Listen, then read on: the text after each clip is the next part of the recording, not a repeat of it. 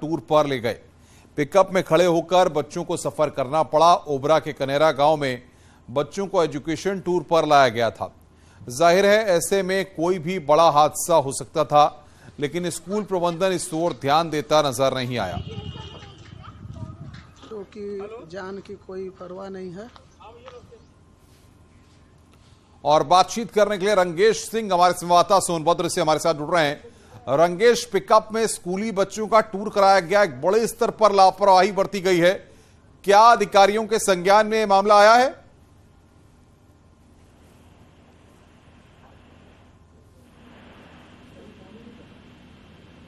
रंगेश, आपको मेरी आवाज मिल रही है?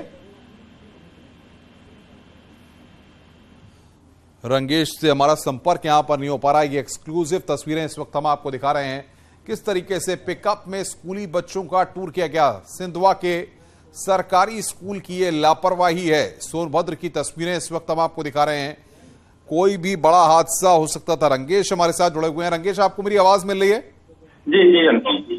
इतने बड़े स्तर पे सरकारी स्कूल के लोगों के द्वारा लापरवाही बरती गई है, क्या अधिकारियों ने अब तक कोई संज्ञान लिया है? जी नहीं, बता दें आपको कि ये कल का घटना है, ये कल देर शाम का, और ये अचानक अभी वीडियो इसका वायरल हो रहा है। मैं आपको बता दूं अनुपम कि ये 120 बच्चों को इस तरह से खड़े करके और ऐसे जगह ले जाया गया जहां पे रास्ता नाम की कोई चीज नहीं है, और वहां पे इस तरह की बड़ी लापरवाही, पिकअप में 40-40 बच्चों को खड़ा करके ले जाया गया। और बीएसपी से बात करने के बाद, डीआईएस से बात करने के बाद भी इसका संज्ञान नहीं लिया गया और न कोई कार्रवाई की गई। तो जिलाधिकारी से आपने बात की है? क्या स्कूल के प्रधानाचार्य या तमाम लोगों के द्वारा कोई बातचीत की गई है? जी देखिए, बात को दबाने की कोशिश की जा रही थी, और जब हम लोगों ने बात करने की कोशिश की तो भागते हुए नजर आए। कोई बोलने के लिए तैयार नहीं हुआ। वहीं अधिकारी भी फोन काट दे रहे हैं। तो लगातार सोनभद्र में आप देखेंगे कि अभी कुछ दिन पहले तालाब में बच्चों को मिड डे मील का बर्तन धोते हुए, फिर उसके बाद एक छज्जा गिर जाने से बच्चे की मौत हो जाना।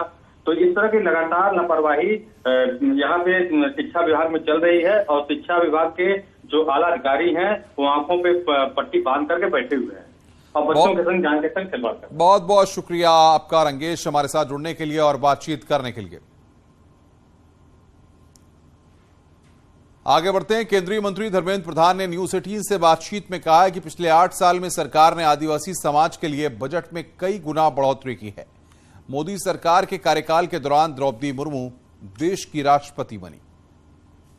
देखिए, 2014 की अगर पहले की 5-7 साल की मैं एक वित्तीय बजटरी एलोकेशन की ब्यौरा आपके सामने रखूं तो लगभग 14 से पहले का 8 साल में अमूमन 19,000 करोड़ रुपया खर्चा हुआ था। पिछले 8 सालों में भारत सरकार ने उसी आयामों में 91,000 करोड़ रुपए की खर्चा किया है। कहा 19 अभी कहा 91। यह है एक मूलभूत फर्क। एकलव्य विद्यालय कार्यक्रम जैसे एक योजना में भारत सरकार अपने तिजोरी से 29,000 करोड़ रुपया खर्चा करके 650 से ज्यादा स्कूल, जिसमें हर एक स्कूल के ऊपर 40 करोड़ रुपया की कैपिटल एक्सपेंडिचर, भवन बनाने के लिए, लैबोरेटरी बनाने के लिए, खेल की मैदान बनाने के लिए, और हर एक साल लगभग 5 करोड़ रुपया एक विद्यार्थी के ऊपर 1,09,000 रुपया की खर्चा हर एक साल ये भारत सरकार वहन करेगी। ऐसे आज व्यवस्था बनाई जा रही है। विभागीय बजट की स्थिति 2013-14 में 3,3800 करोड़ रुपया की होती थी। इस साल की बजटीय व्यवस्था ट्राइबल अफेयर्स मिनिस्ट्री की 8,500 करोड़ रुपया तक पहुंची है। यही सब प्रमाणित करती है न केवल वित्तीय अनुदान, आजादी के उपरांत पहली बार देश की महामहिम राष्ट्रपति जी भारत की एक आदिवासी घर की लड़की महिला को मिला है। यही प्रमाणित करता है मोदी सरकार की प्रतिबद्धता आदिवासी समाज के उत्थान के लिए कितनी है। खबर गोरखपुर से है। लखनऊ गोरखपुर नेशनल हाईवे पर कोहरे की वजह से आज दर्जनों गाड़ियां आपस में टकरा गईं। गीडा थाना क्षेत्र के बाघागड़ा 4 लेन पर आपस में कई गाड़ियां टकरा गईं। गनीमत यह रही कि किसी की मौत नहीं हुई है। 5 घायलों को जिला अस्पताल में भर्ती कराया गया है।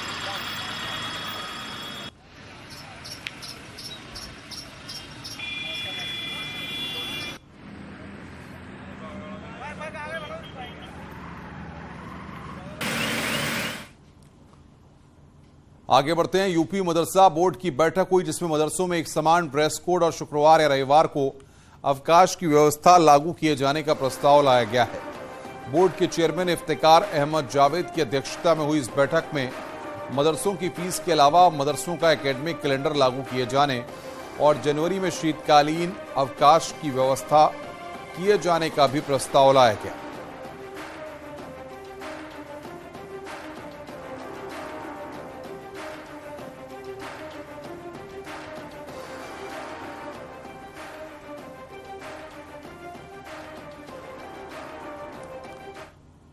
मऊ में पुरानी रंजिश को लेकर गांव के 2 गुट आपस में भिड़ गए। इनके बीच जमकर लाठी डंडे और ईंट पत्थर चले हैं। इसमें वर्तमान क्षेत्र पंचायत सदस्य बुरी तरह घायल हो गए। हल्दरपुर थाना क्षेत्र की यह वारदात है। इसका वीडियो सोशल मीडिया पर वायरल हुआ है। कुछ दिनों पहले का यह वीडियो बताया जा रहा है।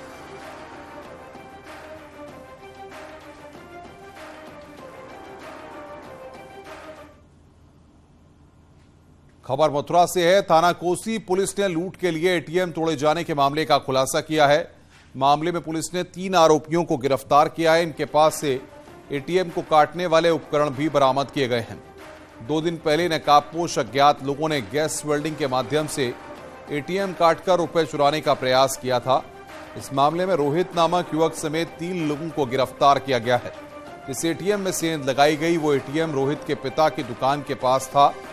इस घटना को अंजाम देने के लिए रोहित ने अपने ही पिता के पास स्थित वेल्डिंग की दुकान का ताला खोलकर गैस कटर उपकरण चुरा लिए और उसी से एटीएम मशीन में सेंध लगाने का प्रयास किया गया, लेकिन अपने इरादे में सफल नहीं हो सके। पुलिस ने पकड़े गए अभियुक्तों के कब्जे से गैस कटर उपकरण, मोबाइल फोन, चाबी, तमंचा बरामद किया है।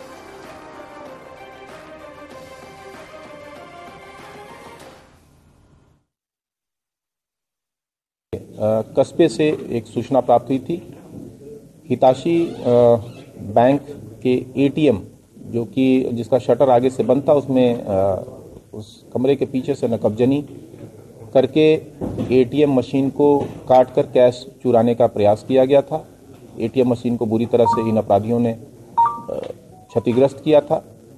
प्राप्त जानकारी पे तत्काल पुलिस टीमें वहां मौके पर पहुंची। सभी सीनियर ऑफिसर्स भी घटनास्थल पर पहुंच के उसका निरीक्षण किया गया और उसमें एक अज्ञात में ये अभियोग पंजीकृत किया गया था। ये निश्चित तौर पर एक चुनौतीपूर्ण केस था, इसको वर्कआउट करना। SPRA और CO छाता के निर्देशन में थाना कोसी की टीम ने सराहनीय कार्य करते हुए इस घटना का अनावरण किया।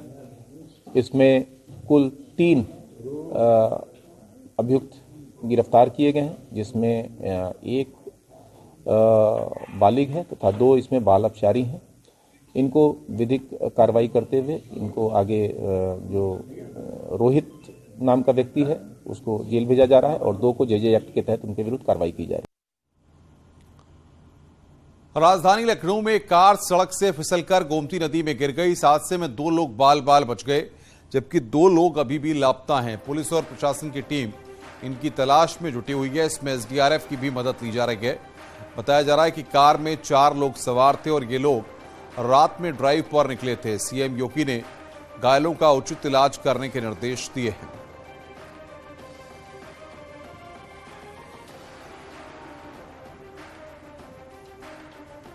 राजधानी लखनऊ में एक दर्दनाक हादसा हुआ है। दरअसल एक कार गोमती में समा गई और ये कार में 4 लोग सवार थे। एक युवती समेत 3 युवक सवार थे उस कार में और ये वो जगह है।